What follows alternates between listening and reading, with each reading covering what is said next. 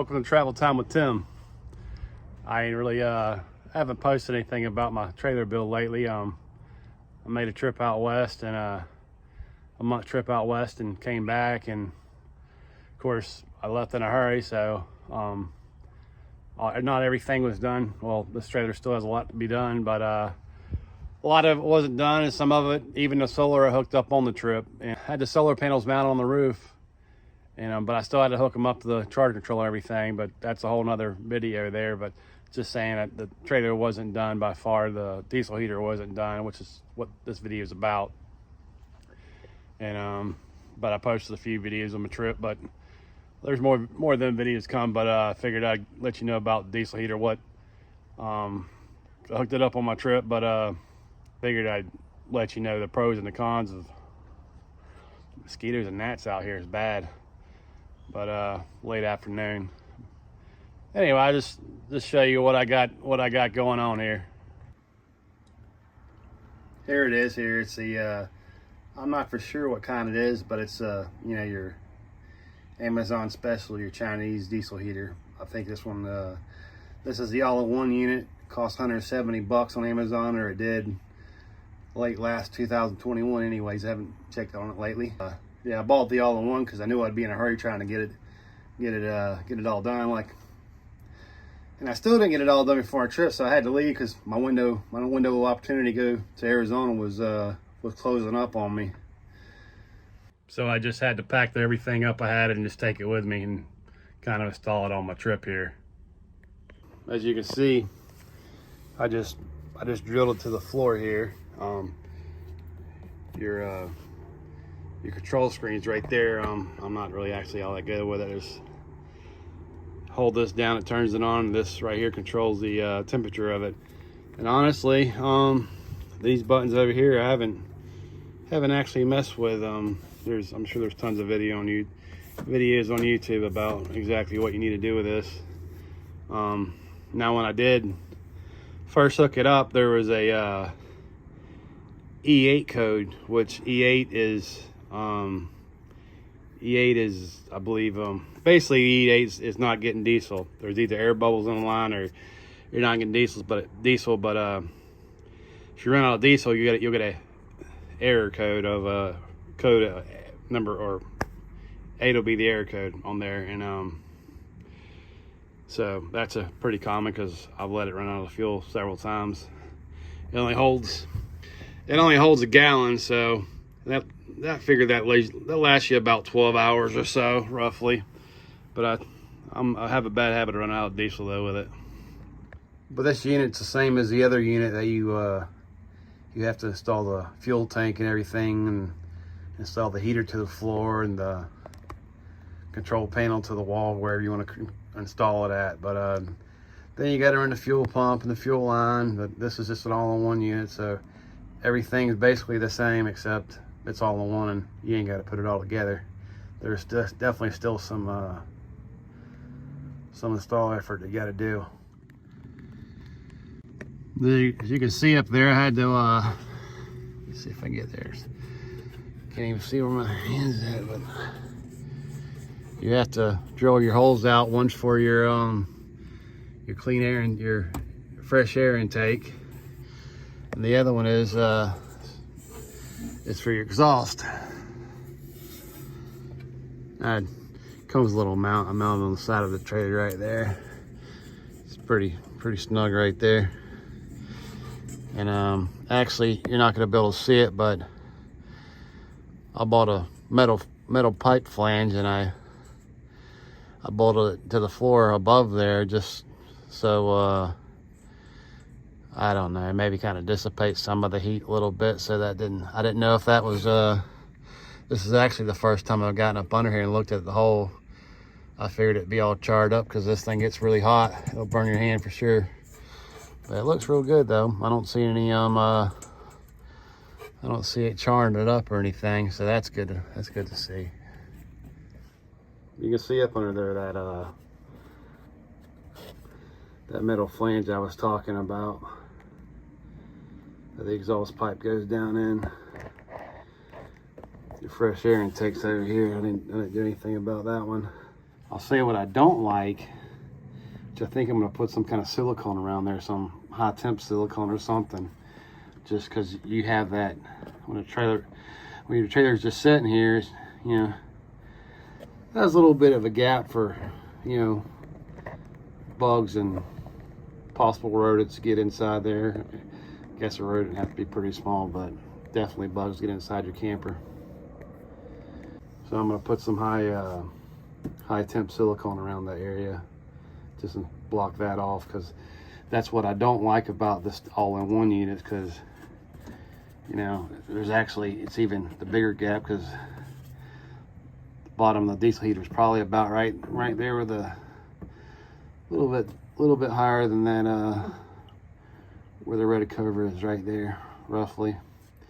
So there's a pretty big gap between the diesel heater and the floor. If you have the when you got to put everything together, you mount the diesel heater on the floor and you don't have no gap for anything to get in there. It closes everything off from outside air. But I mean, and you can buy the mounting plate for that diesel heater and mount it to the floor, and just, I basically got all the parts to do that. You know, I got my diesel tank, my fuel pumps in there, and I will say what I've read is you need a fuel filter, which I don't have that in there yet. I've had no problems my whole trip so far, and but I will put a fuel filter on that fuel line. But technically, I guess if I bought more fuel lines and the mounting plate for this diesel heater, I would basically have everything I needed to mount this one, just like the other ones. I'd have to add on this control screen to put it wherever I wanted to on the wall or whatever. I think the ones that you got to install everything, I think the diesel tank that comes on them, the big square flat ones almost, I think anyways, they hold more diesel than this one. This one holds almost exactly a gallon. The ones I've seen otherwise, are the ones you install, are they just seem bigger. I don't know. This seems bigger, and it would be nice to be able to put more diesel in there to last one night. I mean, well, technically there is more diesel to last more than one night, but a lot of times in the afternoon it's cold, and the 8 hours you sleep's cold, and then, you know, you like to keep it warm in the morning, or I do anyways. So it's on for 12 hours, you know, so, and typically after 12 hours it's out of diesel, which I guess it ain't no big deal, you know. You can put more in there. Well, another thing I don't like about this one is the diesel tank is there, so it's in your trailer. Well, if you look down here, that's from diesel I've spilled filling this up. It would be nice if your diesel tank was outside, so if you did drip it anywhere, it didn't drip in your trailer. That's not a big deal for my trailer, because I'm going to put flooring over that anyway, so that's not a big deal. But you don't really want to be dripping diesel fuel all in your trailer, so there's that. And as you can see, it comes with a control. I just have that wrapped around the wire. I've actually never used this controller. I'm just so basic, I guess. But you just got to run 12 volts of power to it. I just got that running from my power block, where all my other wires just running along here, along the edge of the trailer. Later date I'll put some over that to hide them wires, but this way I got a way to run the wires down here, and then I'll just have to take off a plate, and I'll have access to my wires. Here, I'll turn it on for you here. Oh. You just hold it down for a second. Switch is H3, which that's the middle setting. Has 6 settings. H1, H2, H3 are where it's at right now, then H4, H5, H6, which honestly I've never had it over H3. H3 will pretty much run you out of this trailer. On our trip, it got down to 12 degrees one night, and slept great in here at 12 degrees. Oh, but it has to. It warms up. It takes a little bit to warm up. There's little, I don't know what it is. It's a process of turning on. Has a cool down process too. It's blowing air out now. Blowing air out now. It ain't gotten hot yet, but I'm sure you can hear the exhaust coming out. Now it's speeding up. You can hear that fuel pump back there.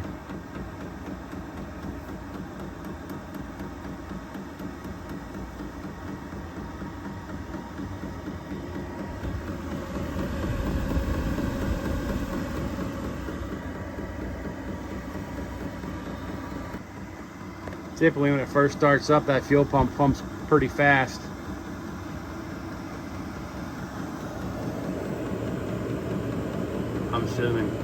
I'm sure you can hear that.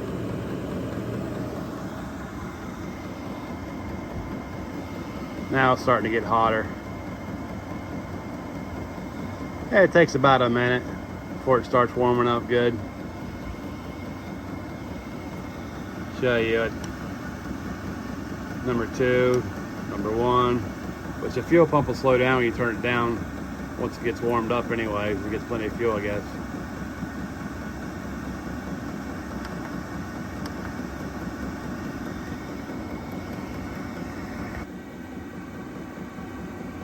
It's probably been running for about 5 minutes. I can't even hardly hold my hand up to there. It's really hot at just a medium setting. And that's pretty much, that clicking noise is pretty much what you'll hear all night. Personally, that clicking noise don't bother me. May bother some other people. I'm the same guy that can drive with a seatbelt alarm chirping the whole time I'm driving down the road till it turns off anyway. So I have a selective, what's that called? Selective hearing. The pump is slowed down now. That's the noise you'll hear all night long between that pumping and I guess people outside can hear the exhaust. It doesn't bother me at all. But you'll just hear that clicking all night long, which puts me to sleep, honestly.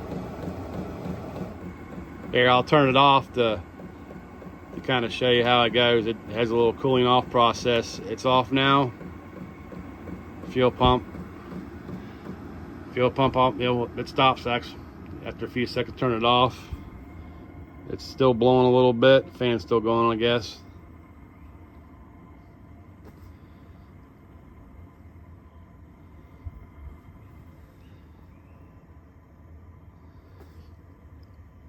From my understanding, you don't want to just turn the power off. Some people will run your power wire to a switch and they'll turn it off from the switch. You want to turn it off from the diesel heater first, because from my understanding, there's other videos about it, so don't. This is just what I've come across. I'm definitely no diesel heater expert, so I just make sure I turn it off at the diesel heater. Then if I don't want the diesel heater taking any power, I'll turn it off from the switch. But there's actually still a little bit of air coming out. Just I guess, like I said, there's a cooling off process. So there's my diesel heater install. I may change it up later on. I love the diesel heater though. I mean, if I change it, it'll just be where the fuel tank's at. I'll take it apart and install a fuel tank somewhere else maybe, or something like that, where I can, and also install the diesel heater right on the floor where there's no gap between the diesel heater and the floor, so nothing can get in the camper. But other than that, I love the diesel heater. I don't think there's anything better. They put them in semis. I've had them in one semi before. They're awesome. So couldn't ask for anything better. It's just nice, dry heat. I know I've had friends that have had the little Big Buddy or Little Buddy, whatever, propane heaters, and inside their vehicle is just a friggin' rainforest. So this diesel heater is just nice, dry air that keeps you plenty warm. I mean, I'm sure with just my little cargo camper with 1 inch of insulation just on the walls and the roof, nothing on the back door or the side door or anything, or in the floor, I'm sure I could be comfortable in up to 0 degrees, I'm sure, with it. I mean, I'm not running a little bit higher, but yeah, it's awesome. So thanks for watching my video. If you liked it or want to see more about my cargo trailer build, because I got tons more to do to it, please like and subscribe. Y'all have a good day. Thanks for watching.